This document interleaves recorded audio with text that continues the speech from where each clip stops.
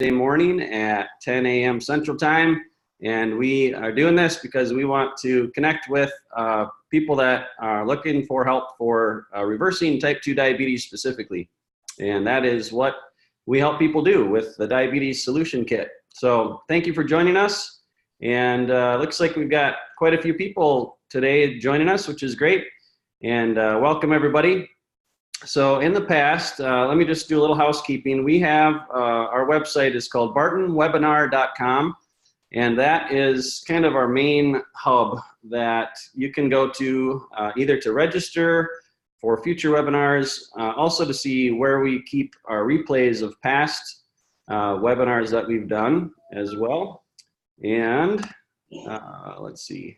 Hey, Kevin, can you show the actual web page of Barton Webinar instead of just the link? Just kind of show, we could go through that real quick once that pops up. So we've got link to our YouTube channel that has the different webinars on there.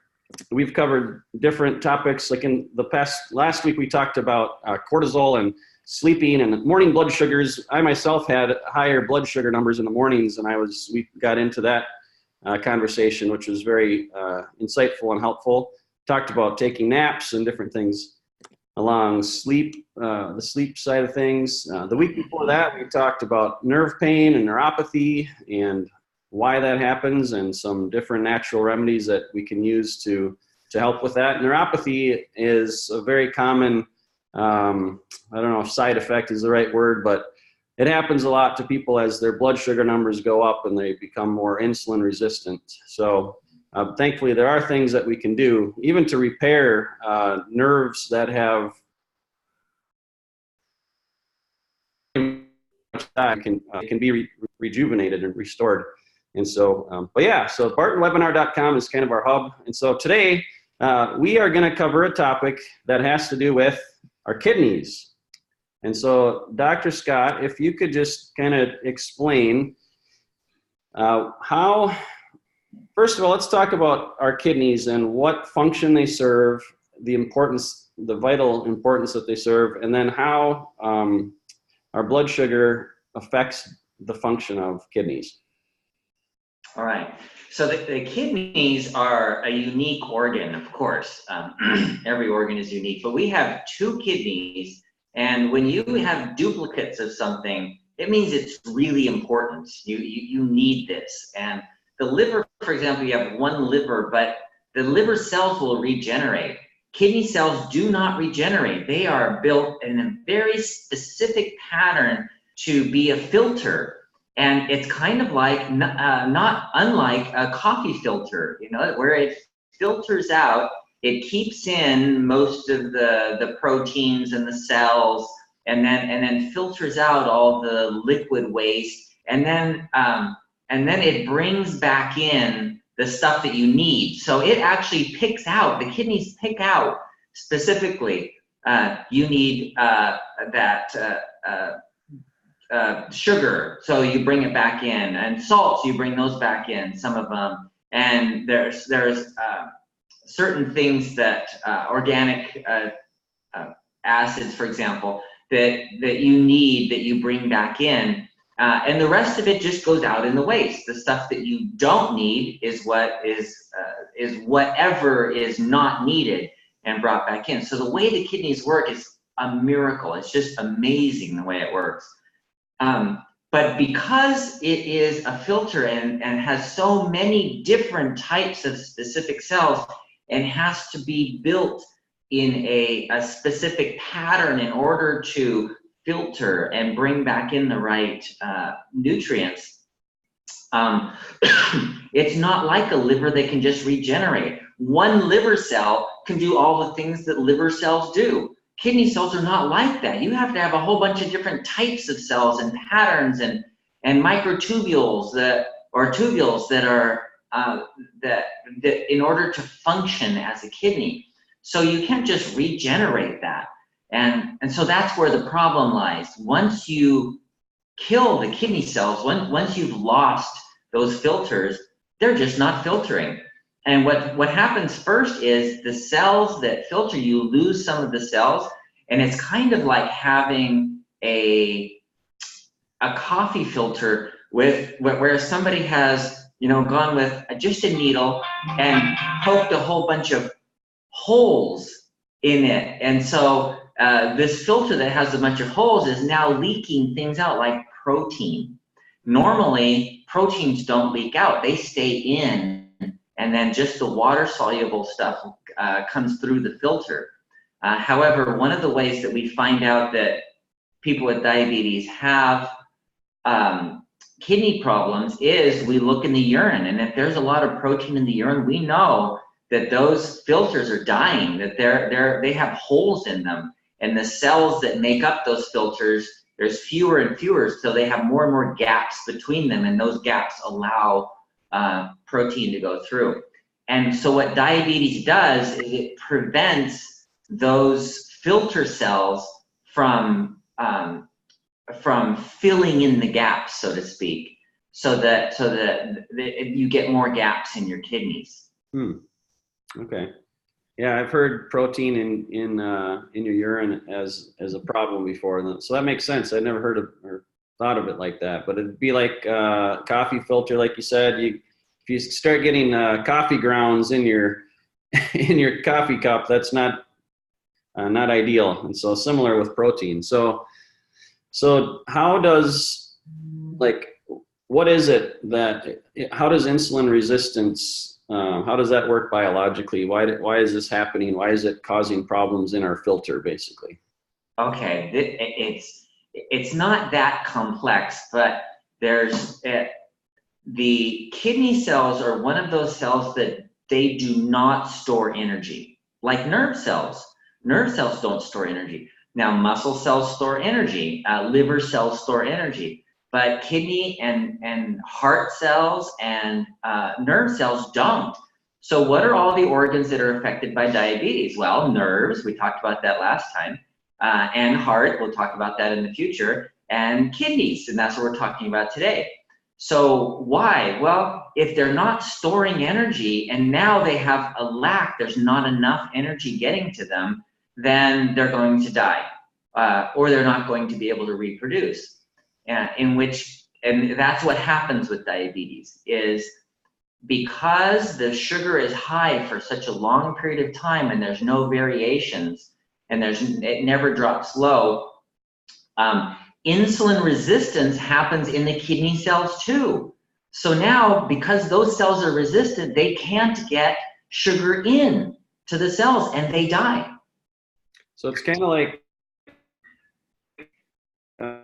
car engines running too all the time. It's burning, like it's too hot and things are gonna blow up or whatever if that doesn't get fixed. So you need time, like you said, to rest and to cool down your engines and cool down. But if your blood sugar is constantly high, that energy source is always high and you're burning at a high level and things just burn out. So is that about what's happening? Are you frozen? I think he's frozen. Either that or he's doing a great job just looking like a statue. Oh, there we are. I hear him. Yeah. There we go. Okay, you were frozen a bit. Okay. I can hear you. So did you hear me talking about a car engine, how it burns too hot? And yeah, so it's like that.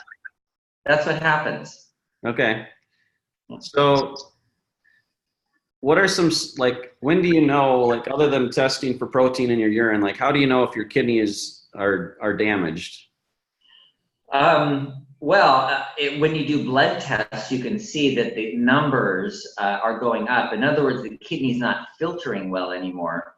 And so there's something called creatinine, which is a waste product from muscles that starts getting elevated, and you can see that in the blood. So there's blood tests that can show us that the kidneys are not functioning well. And then, of course, also the urine tests. The urine test is generally the first thing to show up before the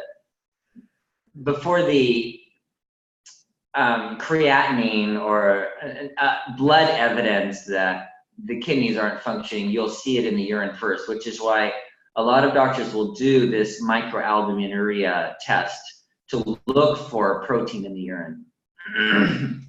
So are there any physiological symptoms that you can feel or that would cause concern, that would make you want to go and get those tests done? Yeah, that's the problem. No, you don't know until your kidneys are way into kidney failure.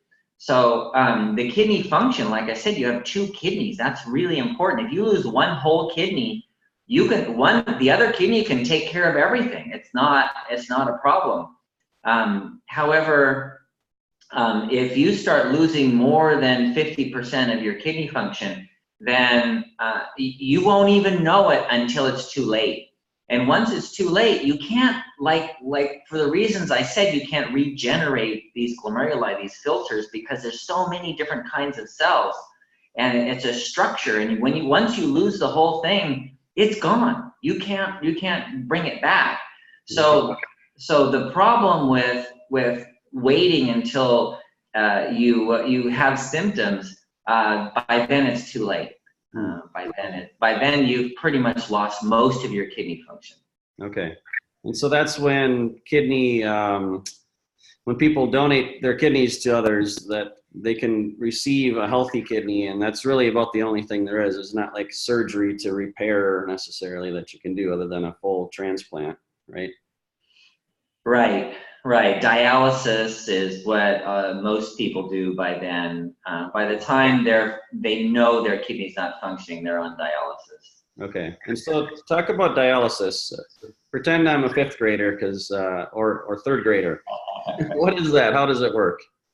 Okay, it's to take the place of the kidneys by getting rid of the waste products. So they actually take the blood out of your body and put it through a machine that dialyzes. And what that is a membrane that allows water and solute a certain amount to go through one side so that it can get rid of those waste products. But it doesn't allow, like, the proteins and the big molecules, the cells, to go through.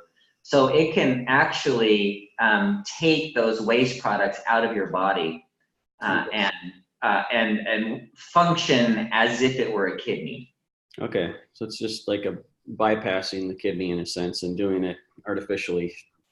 Yeah, it's a mechanical kidney. It's really amazing when you think about it. It's great technology. Yeah, I have friends that have had to have dialysis, and they don't enjoy the process. That's for sure. It's very inconvenient. You have to usually go into a clinic and sit there for a couple hours, several times a week. So it's a big hindrance to your lifestyle for sure. So yeah, it's another reason for us, to talk about the importance of getting our blood sugars under control and reversing diabetes, and really understanding that just because you have been diagnosed with type 2 diabetes doesn't mean that's a death sentence, doesn't mean that you can't take some simple drastic measures to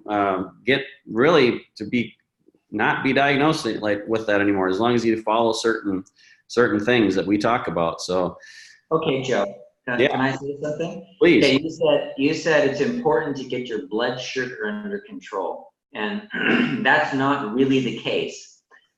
Because people often have kidney failure or kidney problems or evidence of kidney failure, like the microalbuminuria, before their blood sugar ever goes up. Okay. So it's not necessarily a sugar problem. Very often it's a problem with insulin resistance. So they could be insulin resistant for years and not have high blood sugar, and already have evidence of kidney failure before the blood sugar ever goes up. Before they're ever diagnosed with diabetes, they already have kidney damage. Okay. So it's actually important for people who don't even know they have diabetes, who are just barely on the fringes, who just have a little bit of insulin resistance, and the doctor says, no big deal, let's wait until you get your blood sugars elevated, and then we'll do something about it. Then we'll give you insulin or something to keep your blood sugar down. No, too late. You've already messed up your kidneys. Yeah. Well, that's a great point. And so, I mean, there's statistics that I think it's over 50% of America's population is pre-diabetic or or diabetic, right? It's maybe about 50%. Is 50%. And that's of adults. And I'm sure it's even higher for people that are over 40 or over 50. It's probably 60, 70%, I imagine, because like you said, it takes a while for those insulin resistance for that to happen before it even shows up. So that's why it's also undiagnosed. I just went back to my dad's this weekend and saw my sister and a couple other siblings, and several of us have high, like pre-diabetes, and they're in their 50s or whatever. But like it's like almost everyone that I've tested has it, but most people don't know it because they're not testing their numbers, and they just And the interesting thing is they're not overweight or anything either. So just it's interesting. I know there's a correlation between being overweight or obese and diabetes, but that doesn't mean that you can't be pre-diabetic or diabetic if you're skinny. You can look skinny, you can be active, you can be exercising regularly and still be diabetic or pre-diabetic and have major issues and concerns in your body that is damaging cells all over the place, right? Right. I had a CrossFit coach who came to me and says, well, you're a doctor and you work in this field, right? In diabetes. And how come I can't get rid of this belly? And I said, I don't know, let's do some tests. He was insulin resistant. And he says, no way, I work out all day. I'm like physically active, and I do the whole 30, and I eat well and everything. And I asked him about what does he do after workout? What does he eat, for example? Oh, I had this huge protein shake that has all this protein in it. And I'm like, well, maybe you're sensitive to protein. But so we actually got rid of the shakes, and he was able to get down his insulin resistance. But here's a guy who's a CrossFit coach, working out all the time and training others to work out and doing the whole 30 and doing and eating well and everything, and still he was pre-diabetic. I'm sitting here drinking a protein shake myself. No. It's a low carb. It's 0 carb with stevia and stuff. But I know we talk about protein. Stevia can cause insulin resistance. Yeah, anything sweet, like you said. Yeah, it causes an insulin response, and so better to to fast or not have anything sweet. Yeah, well, that's interesting. So I've just been thinking more and more about how important it is for people to understand how to reverse type 2 diabetes, and because I'm assuming that most people that are watching this probably have it themselves and are looking for ways to reverse it naturally, but also like our friends and family as well. So it's important that we become educated and informed with knowledge of what actually works, what we need to do. So if you could take a couple minutes and just go over the plan that we talk about in the Diabetes Solution Kit. And for those of you watching, if you visit bartonwebinar.com, we have a link to the different products that we sell and promote that you can learn more information about. What we're going to talk about right now is the Diabetes Solution Kit, and you can see that on the screen right here. And so what that is it's a 3-phase program. Scott, if you could just talk about the nuts and bolts of what that is, how it works, and then we'll tell them where they can get more information. Okay, so the first thing I want to say is this is not for diabetes. This is for insulin resistance. Like I said, with the kidneys and even with nerves and even with your eyeballs, you're already losing cells before you're diagnosed with diabetes. So don't wait until you have diabetes. The Diabetes Solution Kit is actually for everyone who has insulin resistance, because that's the important part, is the insulin resistance. Kevin, make a note of that. We need to change the title of our of our report. Yeah, because people don't know they have diabetes, and they test for it, and the doctor says, oh, you have a little bit of insulin resistance, no problem, let's wait till you get diabetes and then we'll give you some insulin. No, that's too late. Don't wait till you have diabetes. Start the diabetes solution kit before you actually get high blood sugar. So if you have a little bit of insulin resistance, then do this program. And the program is this. It's really, really simple. You start out with a very low carbohydrate diet. I don't know if you know what 20 grams of carbohydrates is, but it is not very much. And we also recommend that you don't have stevia, Joe, and artificial sweeteners and so tell us, what is how many grams of carbohydrates are in one apple? One apple, about 10 grams. Okay, so you can have 2 apples a day. If you ate 2 apples a day and nothing else, you would be at your max limit of carbs. And you wouldn't have hardly any protein or fat in your diets. That wouldn't necessarily be a great thing. Yeah. Okay. Yeah. So when we're talking 20 grams of carbohydrates, we're talking about very low carbohydrates. And why is that?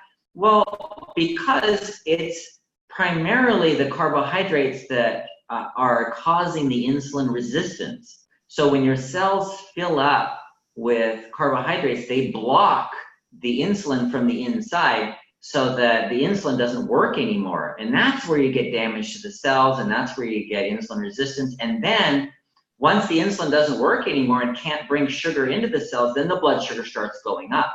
And that's where you start seeing the diabetes part. And that's late in the illness. So the low carbohydrate diet then allows you to start using up those carbohydrates that you've been storing all these years. And once you use them, then the insulin resistance goes down. You start being sensitive to insulin, and then things start working again. They just start working normally. That's phase 1. And then phase 2 is where you start adding things in. So now that you're insulin sensitive, you can actually use the blood sugar, and you can bring sugar into your cells normally. Then you start adding things in. And ideally, people should check their blood sugar and look, because sometimes some people will find that, like, oh, I can't eat rice because rice just shoots my blood sugar up. Other people can manage rice, but can't manage like a high protein meal, because protein is made into sugar, and some people just really use protein and make it into sugar. So checking your blood sugar periodically when you're on phase 2 allows you to see, oh, I can tolerate these, I can't tolerate those, and you can see where your diet's going to go. And then phase 3 is the maintenance. That's what you do for the rest of your life. The rest of my life, this is what I do. This is what I eat. This is my way of eating. And everybody's going to be different. So the book can't dictate this is going to be everybody's. Everybody's supposed to eat this diet, just the same foods. There's suggestions, of course. There's a cookbook. There's all that stuff. But everybody's going to be a little different in what they eat for the long term. Yeah, thank you. So just want to say that if you're attending this webinar right now live, we are open to taking your questions. And Kevin, could you just chime in and tell people how to ask their questions on the Zoom chat feature here? Yeah, hey everybody, Kevin here. I'm kind of the behind the scenes guy. You should see some panels in the Zoom board where you're watching here, and there is usually a little hand where you can click on the hand and ask your questions. So if you want to look for that on your screen, we would love, Dr. Scott loves to take your questions and answer them live. And really what an opportunity, right, to be talking directly with an MD, on any burning questions that you have about diabetes or insulin resistance or any of that. So ask away. We really want to take your questions. So yeah, people can either type in their questions in the Q&A box, or if they raise their hand, we can even make them live on audio and video if they want video. But if you just want to type it in, either way is fine. So, and just remember too, like, there are no dumb questions. I ask questions all the time that, some people might consider dumb, but hey, that's how we learn. And I think the dumb questions are the ones that people don't ask, because, if you have a question, I'm sure there's hundreds of other people that have the same question, or thousands, or whatever. So ask away. Until we see some hands raised or questions submitted here, we got a couple of questions that came on our Facebook page, and so I'm going to ask them right now. And these questions, they can be about anything you want. So anything related to insulin resistance, blood sugar, diabetes, anything about health that's related to what we're talking about here is open. So here's a question that we had. This is from Pam, and I think Pam works during this time, so wasn't going to be able to join us live. But she asked, supplements, turmeric, apple cider vinegar, cinnamon, etc. Are they helpful? And if so, what's the best way to incorporate them? She's got a few questions, so I'm gonna start with that one. Okay, that's a great question. Okay, the supplements, always look at supplements as food. Some foods are helpful to eat and other foods are not helpful to eat. So even herbs, there are several herbs, including cinnamon, bitter melon. There's some Ayurvedic herbs that actually lower blood sugar and improve the insulin resistance. And that's fine, and they're great. In fact, one of the things that we have is a CinnaChroma that has cinnamon and chromium picolinate. Why chromium? Because I test thousands of people, and almost everyone, 80% of them, are low in chromium. It's really common deficiency because the plants don't need chromium, and so it's not put into the soil by the farmers. So if the soil doesn't happen to have chromium in it, then you're not going to get it in your food. Even if you look on a website that says, oh, you can get chromium from, what do they usually say, onions and garlic, but if those are grown in soil that doesn't have chromium, you're not going to get it. So even if you eat a lot of onions, you're not going to necessarily get more chromium. So chromium, since it's a common deficiency and it's really important for the efficient use of sugar in the body, then we've added that in too. So those kinds of supplements, in some cases, are really important. There was one study on selenium, and they added selenium into the diet, and it increased the rate of diabetes. So the conclusion was selenium causes diabetes. But that wasn't it at all. What happened was, when you're taking selenium every day, you inhibit the absorption of chromium. So people who are already borderline, they're already on the edge, and now they can't absorb any chromium at all, and they're over the edge, and now they have diabetes. You can get diabetes just from a lack of chromium. So adding that in would be very important. And the way you do that is, if you're deficient, and usually, since most people are, I start off people 90 days, take it every day. And remember, some minerals will eat absorption of other minerals. Amino acids do the same thing. So after 90 days, then you take it once a week. So you're still taking it, but on a weekly basis, so you don't inhibit your other nutrients at all. That's the best way to do it. And that's why, so we formulated CinnaChroma, which is, you can learn more about that from bartonwebinar.com as a link to CinnaChroma. That has those 6 ingredients. And so there was another really good question asked that was pertaining to something that you talked about earlier. And this is a question from Alan, and I need to find it again. Okay. So he said, if we have been diagnosed with diabetes, is this program not for us? I think there's just some question on that. Okay, excellent question. Okay, so this kind of a program will help anybody with any type of diabetes. It will not reverse type 1 diabetes by itself. So if you've been diagnosed with type 1 diabetes, and that's your pancreas no longer makes enough insulin. So when you don't have enough insulin, you need insulin. Done. There are ways to help the pancreas to produce more insulin, but that's not on this program. However, even if you're injecting insulin, you can decrease the need for insulin by being on this kind of a program. So even though the diabetes reversal kit is specifically for type 2 diabetes, it will help to mitigate the need for insulin in people with type 1 diabetes so that they don't become insulin resistant. And that's really important for preventing the complications of that type 1 diabetes. So the answer to your question is this program, if you have even a bit of insulin resistance or type 1 diabetes or type 2 diabetes, this is the program that is going to help you to reverse the type 2 diabetes and insulin resistance. Yes, great. Thanks for clarifying. That's important. This is really for everyone. So, yeah. Okay. So, Pam is actually joining us. She's just not able to go on video and chat with us, but she's got a couple of questions here that are also pertaining to something that you mentioned here. So, I think we're going to jump to this question from Pam, and she says, so stevia, monk fruit, swerve, etc.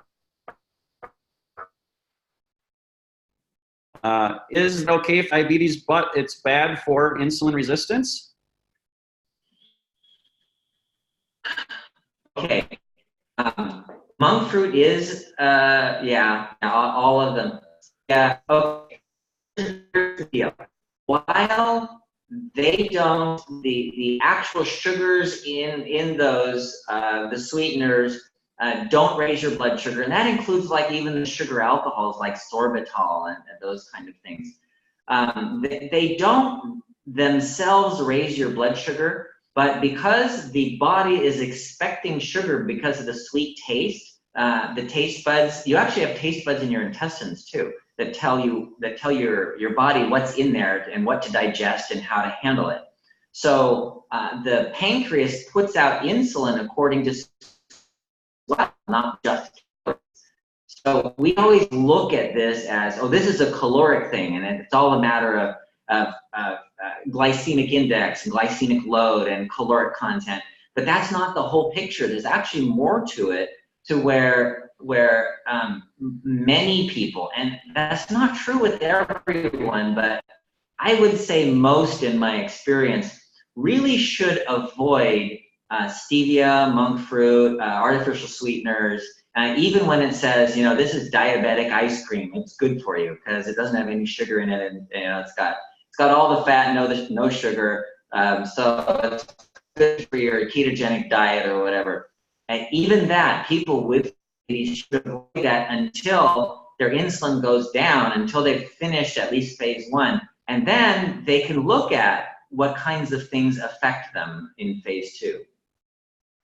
Okay, that's good to that's good to know. So a couple more questions have come in concerning insulin.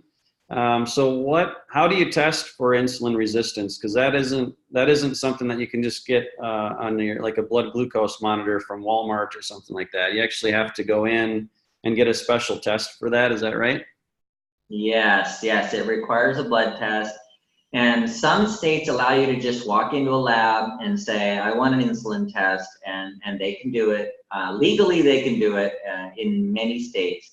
A lot of labs don't want to, because then they have to take responsibility for the results. They have to make sure that you get your results and you get it explained to you and everything. So they prefer that a doctor prescribe it, so that the doctor has to take responsibility for giving it to you and explaining it to you, so that the lab doesn't have to do that. However, some states also require that a doctor prescribe any testing. So it depends on the state.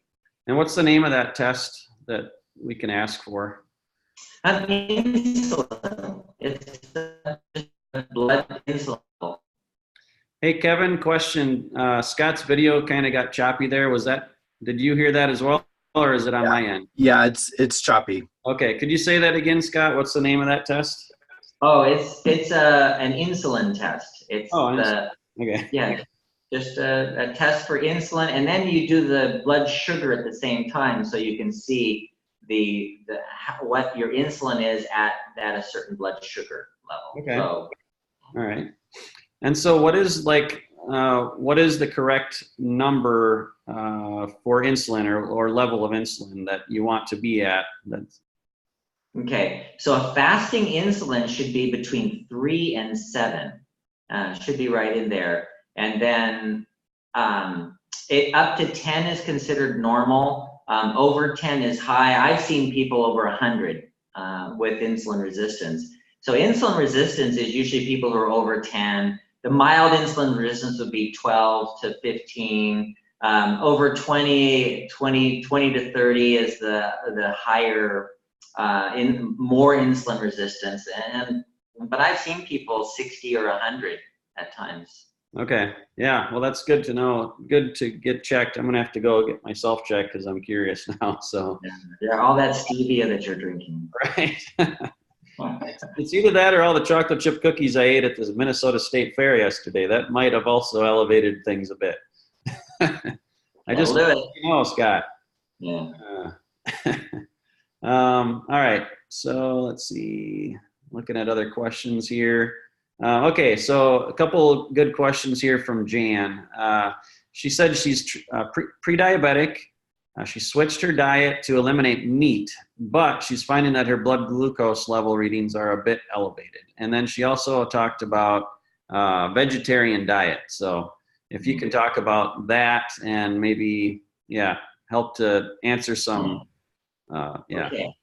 Okay, great question. Oh, that is such a good question. Because this has been like a debate that's been going on for years over, ever since like Atkins, the Atkins diet many years ago, and then the McDougall diet on the other side, and they were always like fighting, like, no, the vegan diet is better, no, the ketogenic diet is better, and going back and forth. It turns out there's one diet that's necessarily best. However, with a vegetarian diet, you have to be really careful because the American vegetarian diet consists of pasta, rice, bread, and cold cereal. And those 4 things are deadly to diabetes because that increases insulin resistance. So if you can have a vegetarian diet that is a whole foods vegetarian diet, that is actually probably the best one, the best diet that human beings can eat. So if you look at things like the Dean Ornish diet or McDougall or Esselstyn, these are kind of the 3 diets, and they're all vegetarian diets, they're all low-fat diets, and they've been shown to reverse diabetes all by themselves. And the reason is because they're getting a lot of fiber without all the carbohydrates. So if you're, I don't know, vegetarian, you're living on fruit, for example, and bread, and then pasta. You have no meat in there, but you still are getting a lot of sugar and carbohydrates, and that'll make the diabetes worse. Okay, thank you. Yeah. So let's talk about meat a little bit. So, I mean, I like meat. I love a good ribeye on the grill. And I even add butter to it. So what works good for me is more of the keto diet, which is basically getting rid of most carbs and it's higher fat. And meat is a great source of fat and protein. Can you talk about the carnivore diet, which is like totally opposite of vegetarian? All people eat on a carnivore diet is meat with fat, basically. So, but that's it. Can you talk about that, how that affects insulin typically? Yeah, that's really interesting. And most people actually do pretty well on it because the fat and protein together is a good combination. And we didn't talk about this much, and we only talked about it a little bit in the diabetes reversal kit, where we discuss food combining and how when you add protein and sugar, then you don't digest the proteins very well. And when you have high insulin, you can't burn fat, so you start burning carbohydrates. And if you don't eat enough carbohydrates, you start burning protein instead. And that would be protein that you eat or protein from your own body, your own cells, your own muscles, for example. You'll start using up your body's protein. and still keep your fat if your insulin is high. So it really, everybody's a little different on this. In fact, I had 2 people on a carnivore diet. They were married, and the woman had was losing weight like crazy. She was like feeling better. I have more energy. I feel great. Lost 20 pounds. And the man was gaining weight, and he was feeling worse. And he's like, what the heck? We go to the same restaurants. We eat at home the same. Everything we eat is the same. And she's losing weight and feeling better, and I'm feeling worse. Why? Well, I didn't know this at the time, but I came to find out through him that some people are really prefer burning proteins to fat. So if they're on a high protein diet, like a carnivore diet, that they will actually make that into sugar, and it will not necessarily help their diabetes, because even the protein will raise the insulin. So some people will do really well on it because with the food combining, and they're not eating any carbohydrates, sugars, and sweet stuff. So because they're not eating any of that, they'll primarily burn fat. But the ones that primarily burn protein, they're not going to do as well on it. So you kind of have to look and decide and determine if that's the right way for you to do it. Yeah. I think one of the next topics we should cover on one of these webinars is the keto diet, ketogenic diet, because it's very popular right now. It's helping people a lot. A lot of people are losing weight, and their insulin resistance is going away. And we've got some tweaks to that we talk about in the Diabetes Solution Kit. And again, a little plug for our product, the Diabetes Solution Kit. If you're not already a customer of ours and want to get a copy of that, we go into full detail of phase 1, phase 2, and phase 3. We also talk about keto. We talk about carnivore. We talk about vegetarian, different diets like that. We talk about fasting, which is a whole nother topic that Dr. Saunders strongly advocates, and we teach as well. So we're getting a lot of great questions here, but I don't want to go too long on our call today. I think we'll plan to go another 10 minutes or so, and then we'll defer some of these questions to our next webinar next Tuesday. But again, a lot of these questions are answered inside of the Diabetes Solution Kit. Also, we've covered a couple of these in our previous webinars that you can see. If you visit bartonwebinar.com, there's a link to our YouTube channel, and that has a link to other webinars that we've done in the past. But we can talk a little bit. Let me just check out some other questions. Okay, so this is one specifically from the Diabetes Solution Kit. Wayne asks, it says in phase 2, we suggest a colored soda, including diet sodas. Now, does that mean that regular light colored sodas in moderation is acceptable? That's a good question.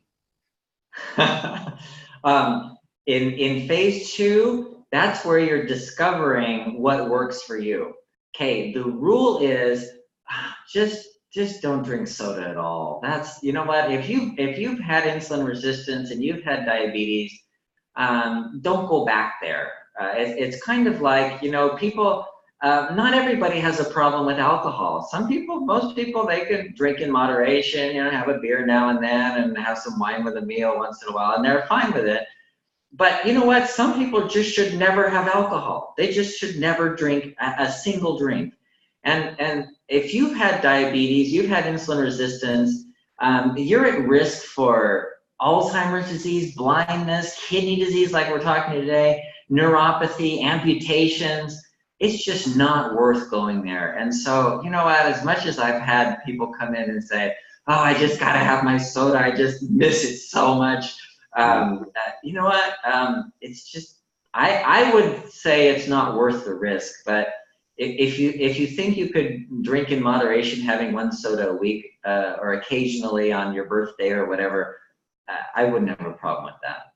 So this gets into an interesting topic. I've been reading a book recently talking about the neurology of our addictions and different things, and food and alcohol, like, and smoking and all these different things. We're very addictive creatures, and so one of the struggles with reversing diabetes and eliminating some of these comfort foods that we have, like, or whether it's soda or diet soda or cinnamon rolls, chocolate chip cookies. It's like, we might do a great job of getting rid of that, but then we become addicted to other things that are not good for us as well. So I think that's where the spiritual component gets in, and where we have to, realize that we are deeper than just our physical bodies, and we have.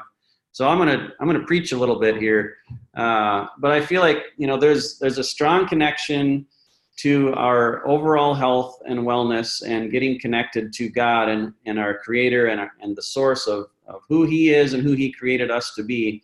And when we can, I just read an article this morning that if you go for a walk in nature and you unplug and take your phone and leave it home and don't have any gadgets on, you just go for like a couple-hour walk in the trees and on a trail. Like, what that does to you is so refreshing, rejuvenating. Like, it totally clears your brain of clutter and confusion, and it just like gives you it gets you back into a healthy perspective of what you really need. And so I think that's important too, to bring in some other realizations here, that this isn't just about, you got to get rid of diet soda and sorry, you just got to say no. Well, true, but like, I think it's important that you come up with your own personal reason why. Like, why is it that you want to reverse diabetes? Why is it that you don't want to have insulin resistance? What is it that's truly your answer? Is it that you want to live longer? You want to be able to run around and play with your grandkids or great grandkids? Is it you want to travel?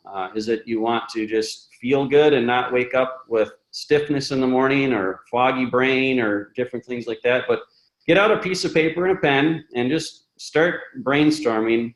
What are all the different reasons why that you want to, be healthier? And then circle the ones that stand out to you, and then put that on your whiteboards or notepads or sticky notes. Put them around and just remind yourself of why you're doing that. And then I think that helps you to be able to easily just say, I don't need that.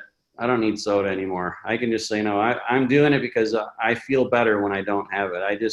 And I want to live longer, and I'm reducing my risk of heart attack and stroke and things like that. So I think, I would just encourage people to really spend some time, get out in nature with paper and pen, and get your reason why written down and firmly implanted in who you are, and let that be your driving force. For me, it's I've had some plantar fasciitis in my feet. I'm 46 years old, and I noticed when I follow my own advice, our own advice, and do low carbs, like, that goes away. Like, it's drastic, like within a day or two. I wake up without any muscle stiffness, things like that. My belly size shrinks down, which is great. But my brain feels better. Like, I can think more clearly. So those are big reasons why for me. And also, I've got 4 boys that are teenagers and older, and I want to be able to, be in tip-top shape, jumping on the trampoline when I'm 65 years old, and riding bikes and running around and playing catch and things like that. So that's very motivating for me to stay healthy and to not have diabetes or insulin resistance. So, but find your reason why. Find that true north, that North Star for you. And then I think things like getting rid of diet sodas and sugar, candy, ice cream, all that stuff will pale in comparison. So that's it. I'm done. Good work. I agree. All right. So let's take one more question here. Let me just read a couple. Let's see. Okay. Insulin question. How long after a meal does your blood sugar and your insulin levels peak? Do they peak at about the same time? And I think this, does that change at all? Like, if you're eating carbs versus no carbs, or like, and I'm assuming that the question is asked so that when you're taking your blood sugar levels, what that does. And I would suggest maybe taking it, you know, when you're fasting, and then also take it an hour after eating, 2 hours after, and just kind of watch it. As long as you're not freaked out too much by the needle pokes. You know, we got 10 fingers, so you can do a couple different on each finger, and you can do 20 a day if you want without, you know, getting too bloody. So what do you say, Dr. Saunders? The blood sugar peaks, it depends on what you eat. Yes, it's totally dependent on what you eat. Because if you have, interestingly, just watermelon and nothing else, that's going to peak in about a half hour. Your blood sugar is going to peak pretty high. It has a pretty high glycemic index. Whereas something like ice cream is going to peak at around an hour. Most meals you'll find will peak at around an hour. Why ice cream? Well, because even though ice cream is sweet, it has a lot of fat in it, and that kind of slows the absorption of the sugar, so that it doesn't have a really high glycemic index, but it has a very high glycemic load. So if you look at the area under the curve as it goes up, then that total amount that you have is more with the ice cream, but it's faster with the watermelon, for example. Whereas if you ate no sugar at all and it was just a fat meal, I don't know, bacon and your bacon and sausage and avocado omelet is going to peak more than an hour, probably an hour and a half or so. Okay. So it's very different. Yep, that makes sense. Okay. So we had someone, an attendee, raise their hand. Sandy, we haven't done this before, but I think we should try this because we're kind of getting used to these webinars. So Sandy, it looks like you can now speak. If you have a question for us, we'd love to hear from you. She's muted. Oh yeah, you might have to unmute yourself. So in Zoom on the bottom left, there should be a little microphone with a line through it. If you click on that, it should open up your microphone. Otherwise, it looks like, okay, Sandy just typed here.